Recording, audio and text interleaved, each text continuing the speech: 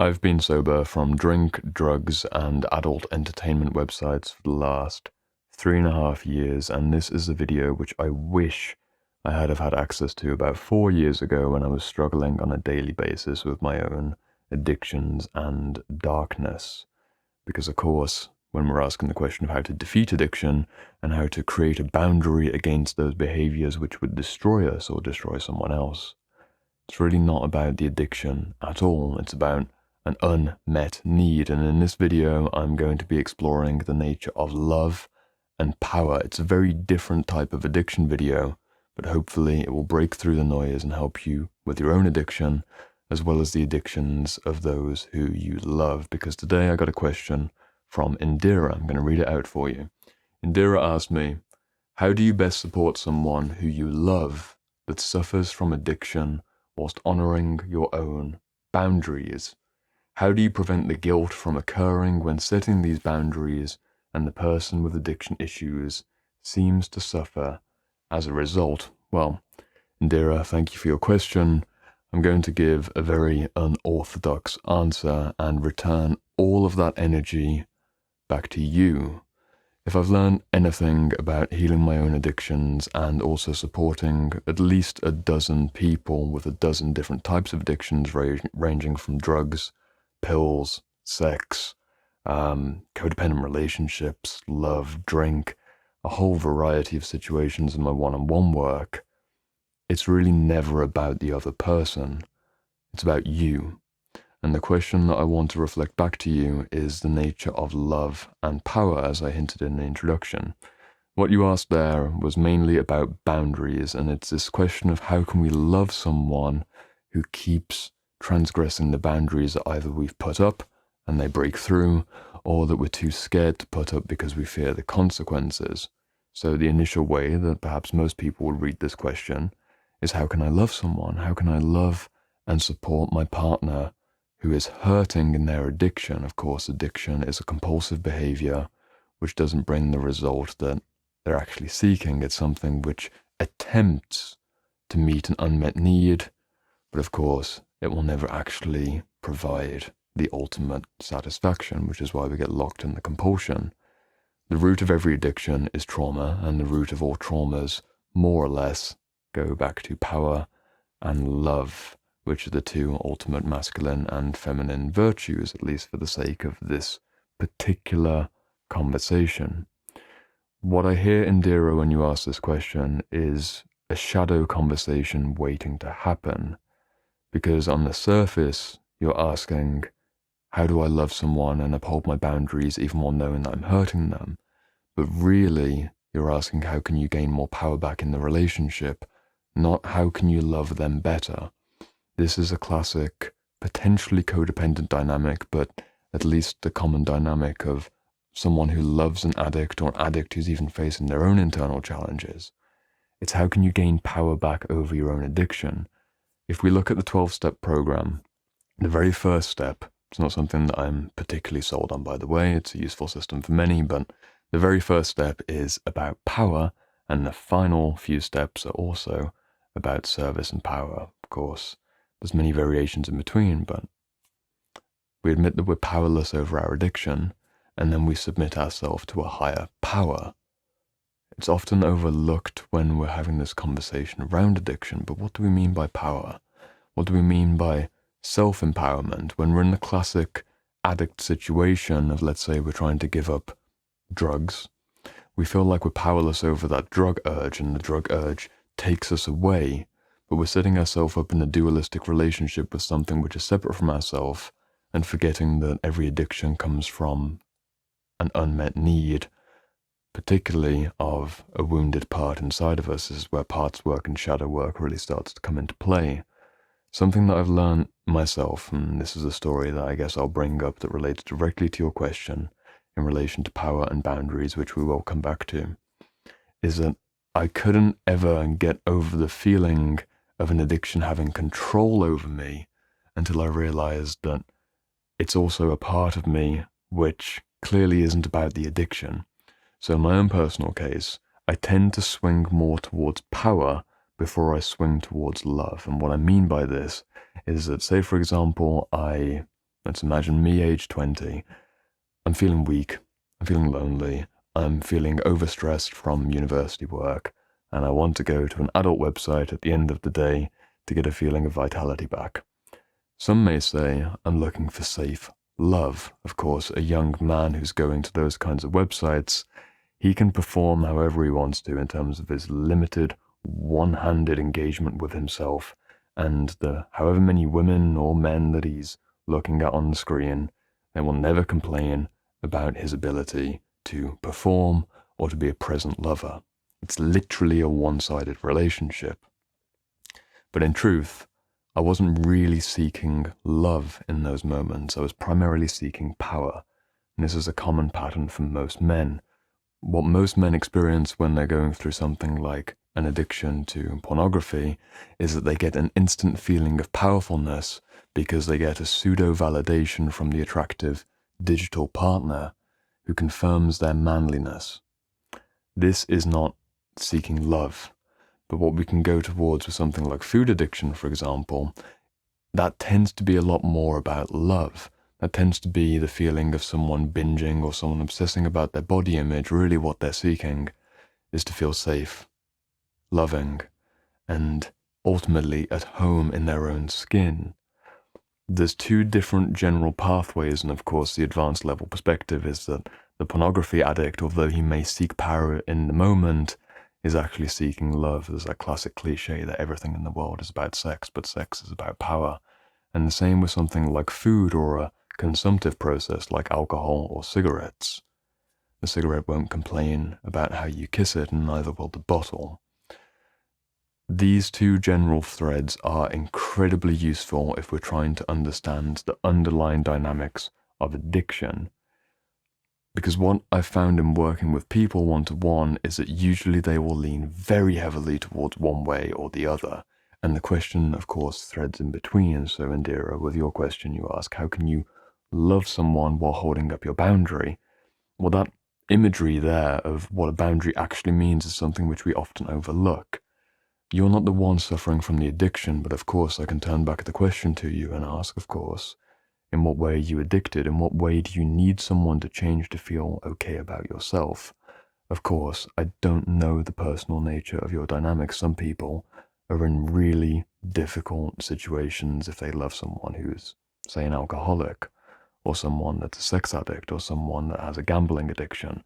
It literally destroys relationships and families when this gets out of control. So naturally, the person who's feeling powerless wants to exert power, and to exert that power, they'll try and put a boundary around the person who's breaking, their sense of autonomy.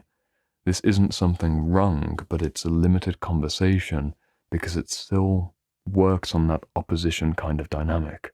It still works on the dynamic that I am lesser and you are greater, and I will put myself up by containing you in, even in a very subtle way.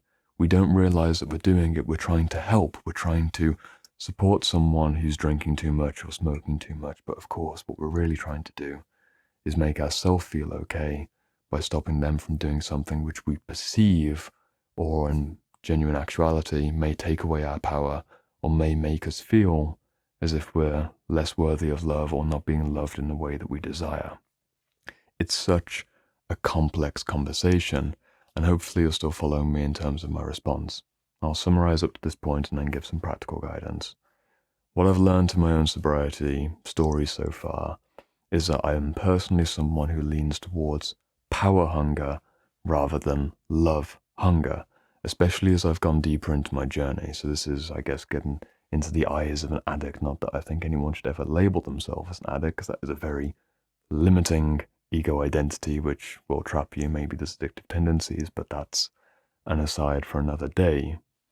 I'm someone who leans towards power, so if I notice that I have an impulse one day out of the blue to go and look at porn, I know to my core that I feel powerless in that evening. We are powerless over our own addictions, but the first part of that sentence is I feel powerless, so how can you self-empower? What does it mean to self-empower? For most people, it might mean going out into the world and doing something which, of course, gives you a feeling of being genuinely powerful. In an intimate relationship, It probably means feeling respected and feeling like you're listened to. Of course, if you're dating someone who doesn't have those character traits as their default tendency and is very unlikely to ever learn that because they're just that kind of person, it's probably not the relationship for you, even if you're many years deep. They have to be willing to meet you and not steal that power from you, but also be willing to completely elevate out of that power struggle dynamic to begin with, which is super rare. Most couples, be it romantic couples or even close friends or even a family dynamic, they tend to have this opposition of higher and lower rather than mutual collaboration. So of course, the solution is both people are self-empowered and both people are self-loving, which naturally means that both people need to have spent multiple years doing their inner work with consistency to be genuinely whole and integral individuals who respect themselves to such a degree that they naturally respect everyone that they encounter. And this means that, of course, with percentages and parts not being fully aligned, you'll never be perfect. But this means overall that you'll never be in that power dynamic where it's difficult to uphold a boundary because both people will have their own sets of internal boundaries and ultimate no-go thresholds. But this brings us to the boundary question itself. If we stay with the metaphor of a boundary or the analogy of a boundary, we typically move towards something like a fortress image. And of course, you can have a fortress with a wooden palisade and it's very easily knocked over. Most people have boundaries in terms of their own internal practices, which aren't even a wooden palisade. It's more like a little brick that you can kind of jump over, and some people go way too far and they start stonewalling. They create literally like 10 feet thick stone walls that are 40 feet high, and no one gets in, no one gets out, and that's isolation. That's a common defense mechanism if you're being attacked by the addict. Indirectly or directly, you want to protect. You want to really lock down and make sure that nothing can get in. But if you're in a partnership, surely the aim is that you are together in that space. And of course, the ultimate aim is, why do you even need fortifications to begin with? I suppose from a more esoteric angle, you could imagine that a healthy boundary is more like an energetic force field where only certain types of relationship and certain types of energetic matches are allowed through that force field. And at the ultimate level of this boundary analogy, people who get too close to this wall but don't match the energy that you're receptive to, they don't even get here and get vaporized. They just turn around, they're just repelled. They don't naturally want to go in because you're not a match for each other. But don't forget that boundaries fundamentally are defensive. They are defensive, self-containing, self-structuring entities, I suppose, in the many areas of our life, which are founded on the idea of territory and possession. A country has a boundary, it's called a border. A city also has boundaries. A fortress, naturally, of course, has walls. It's just something to play with as an idea. When it comes to addiction, if you really want to establish healthy boundaries, you need to understand the power urge and the power thirst, which is compelling you to defend yourself. There's a completely healthy level of this, which everyone should have as their God-given right.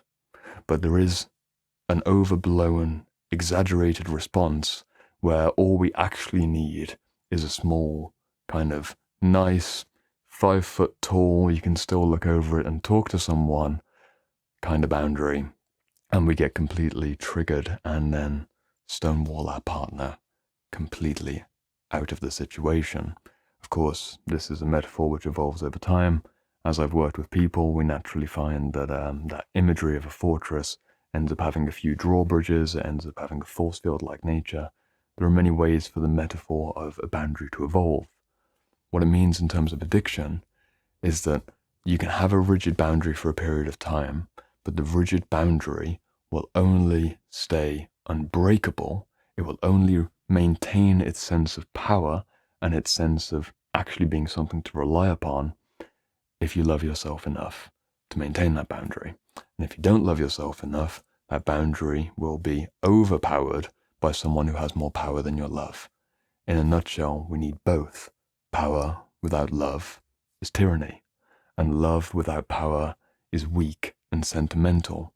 We need a combination of both, because power is not just domination, it is self-empowerment, and love is not just support. It can also, in its immature form, be a sense of neediness or a sense of dependency. There's so many shadow dynamics for us to be aware of. So what do I suggest in conclusion, in response to your question? How do you love someone who keeps hurting themselves? Ultimately, I truly believe that we can't do much to change somebody else's mind about how they want to live their life. They need to have the awakening inside of themselves that they are worthy of love and that they can empower themselves with healthier means. There is very little possibility of truly helping someone who doesn't want to help themselves, but who are you to decide what's best for them? It's a really difficult moment to rest in. Who are you to decide what's best for them? There's a difference between you deciding how they live their life and you deciding what you will accept in your life. And this often means that partnerships, friendships, and family dynamics need to dissolve or at least get some distance. You're in control of your sphere of influence and they're in control of their sphere of influence, even if it appears as if they are out of control. That's their trauma, that's their situation, that's their legacy and their journey ahead. You've got your own. And I think the biggest gains to be made is an honest, introspective process which asks the kinds of questions in relation to love and power. In what ways do I feel like I could love myself more? In what ways am I not so loving of myself? In what ways, again, love being that combination of compassion and respect, the masculine principle, and the feminine principle? In what ways am I not respecting myself? In what ways am I not compassionate for myself? In what ways am I the same for other people? But crucially, the question of power. In what ways do you need to empower yourself first, rather than trying to gain a sense of power or a sense of control by changing someone else?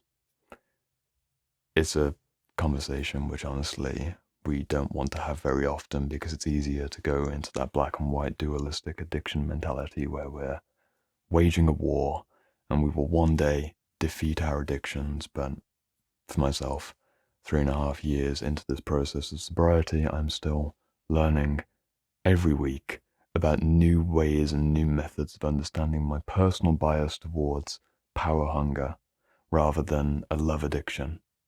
And knowing that that is my personal imprint and my personal pathway, I can find ways to more meaningfully empower myself, such as meaningful work, creating a video like this, or going to the gym, or doing something which really gives me a sense of agency and authority over my own life, which doesn't require anyone else, literally nobody else, to change something about their behavior which I perceive to be stripping my power. And it's the same with love.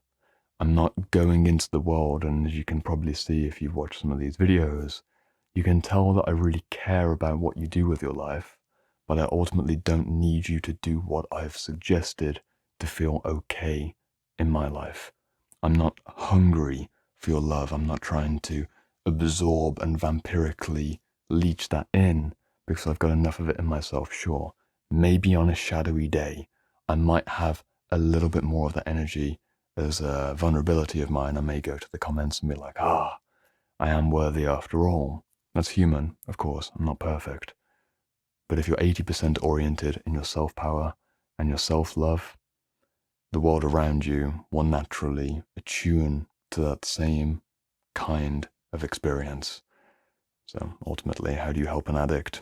You look at your own addictions, you look at your own ways of trying to control people, and you do the honest, introspective shadow work so that you don't waste time and play around with other people's trauma before dealing with the wound which is still bleeding on your own arm.